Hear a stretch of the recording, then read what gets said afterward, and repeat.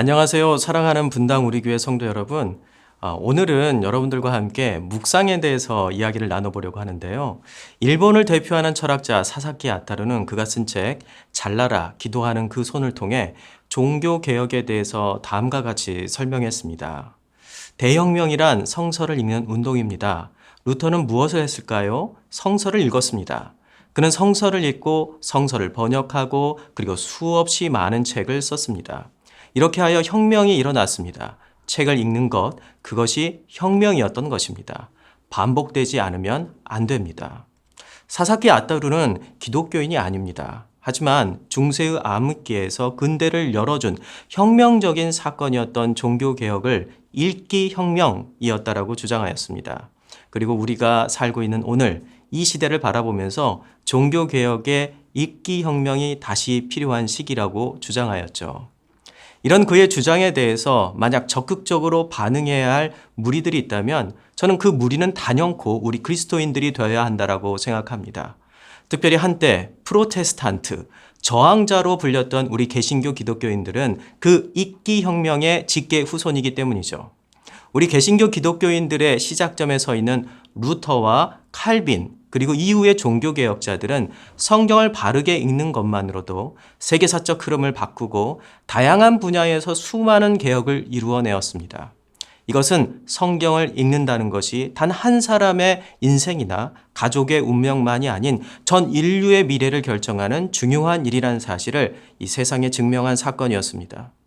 그렇다면 종교개혁자들은 성경을 읽기 위한 특별한 비결이 있었던 것일까요? 우리는 어떻게 성경을 읽어야 이들처럼 성경이 가진 진정한 능력을 경험할 수 있을까요? 성경은 성경 스스로 성경을 읽는 방법을 우리에게 가르쳐 주었습니다. 그런데 그 방법을 성경이 뭐라고 부르는지 아시나요? 묵상입니다. 우리는 창세기, 출애굽기, 레위기, 민수기, 신명기를 모세가 기록했다고 해서 모세오경이라고 부릅니다. 그렇다면 모세 이전에는 이 모세오경은 없었겠죠. 이것은 지금 우리가 알고 있는 성경이 모세 이전에는 글과 책으로 그러한 형태로 존재하지 않았다는 것을 의미합니다. 하나님은 모세에게 시내산에서 처음으로 계명을 주셨고 이후에 모세는 가나안과 요단강이 보이는 이 느보산에서 죽을 때까지 최초의 성경인 모세오경을 집필하였습니다. 모세가 죽은 후에 하나님은 여호수아를 통해서 요단강 앞에 머물고 있었던 이스라엘 백성들을 향하여 이렇게 말씀하셨습니다. 오직 강하고 극히 담대하여 나의 종 모세가 내게 명령한 그 율법을 다 지켜 행하고 우로나 좌로나 치우치지 말라.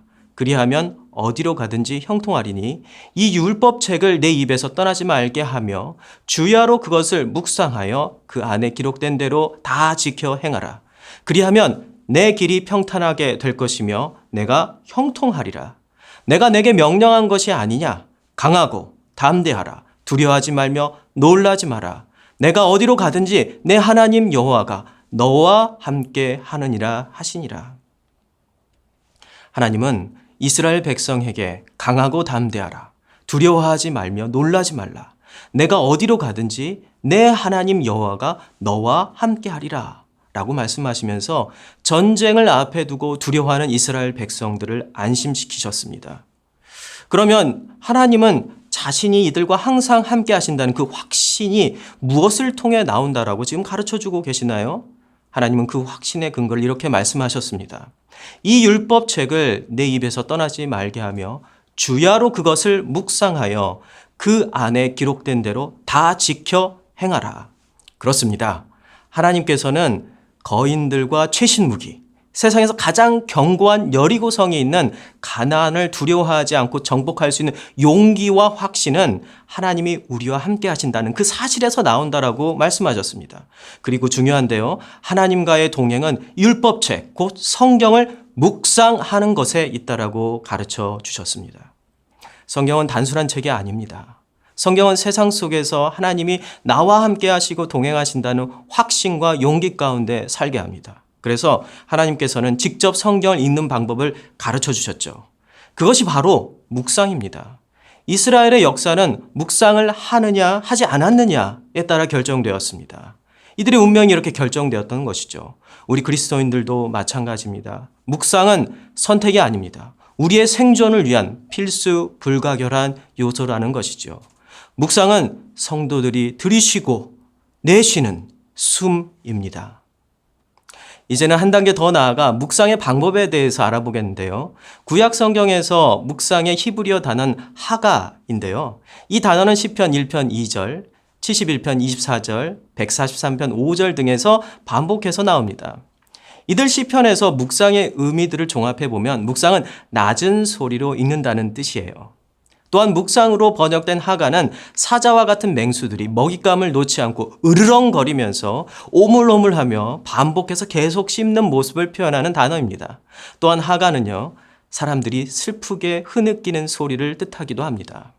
이렇게 서로 다른 상황 아래서 같은 단어를 쓰고 있는 이유는 하가가 같은 소리를 반복하는 것을 표현하는 단어이기 때문입니다. 정리하면은요, 묵상의 히브리어 단어 하가는 성경 읽기에 가장 쉽고 단순한 형태인 읽고 또 읽고 계속 읽으라는 명령을 담고 있습니다.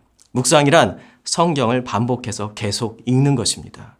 이것이 하나님이 가르쳐 주신 묵상 방법입니다. 그렇다면 묵상은 어떤 특별한 방법을 배워야 할 수 있는 것일까요? 이 짧은 강의를 시작하면서 여러분은 저에게 묵상을 위한 어떤 특별한 비결을 기대하셨을지 모릅니다. 사실 오늘 제가 드리고자 하는 특별한 묵상 비결은요, 묵상에는 비결이 없다라는 사실입니다. 맥 빠지시나요? 몇 번을 읽어야 하고 눈을 감고 어떤 단어나 그림을 떠올려야 한다는 것 등 어떤 사람들이 주장하는 그런 묵상의 특별한 방법은 하나님이 가르쳐 주신 것이 아니라 사람들의 발명에 가깝습니다. 하나님이 가르쳐 주신 단 하나의 묵상의 방법은 그냥 성경을 읽고 반복해서 계속 읽는 것입니다. 더하여 성경을 반복해서 읽으면서 말씀을 통해 하나님이 우리와 함께 하신다는 이 거룩한 사실을 추구하고 열망하라는 것이죠. 20세기 가장 위대한 신학자였던 제임스 패커. 그는 1973년에 하나님을 아는 지식이라는 이 고전을 우리에게 남겨주었습니다. 이 책의 영어 제목 Knowing God. 그대로 번역하면 하나님을 아는 것이죠. 베커는 이 책의 첫 장에서 하나님에 대한 우리의 지식을 하나님을 아는 지식으로 바꿀 수 있는 방법이 묵상이라고 말합니다. 그런 후에 베커는 오늘날 그리스도인들이 묵상을 모르기 때문에 통탄할 만큼 괴로움을 당하고 있다고 강하게 주장합니다. 베커는 묵상에 대해서 다음과 같이 설명했는데요. 묵상이란 하나님의 사역과 도, 그리고 목적과 약속들에 대해서 자신이 아는 여러 가지 것을 상기하고 숙고하고 깊이 생각해보고 적용하는 활동이다. 그것은 하나님의 임재 안에서 하나님이 보시는 가운데 하나님의 도움에 의해 하나님과 교통하는 수단으로서 의식적으로 수행하는 거룩한 사고 활동이다.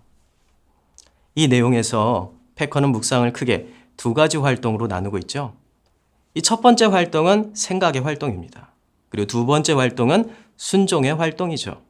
이것은 하나님께서 여호수아를 통해 알려준 최초의 묵상과 정확히 일치합니다.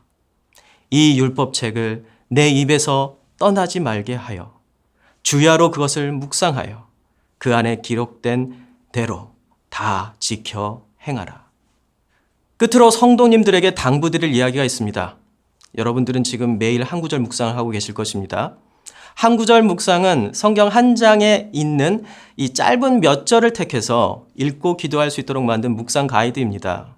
그러나 오해하시지 않았으면 하는 것은 이 가이드 책은 더 탁월하고 특별한 묵상 방법을 가이드하는 책이 아니라는 것입니다.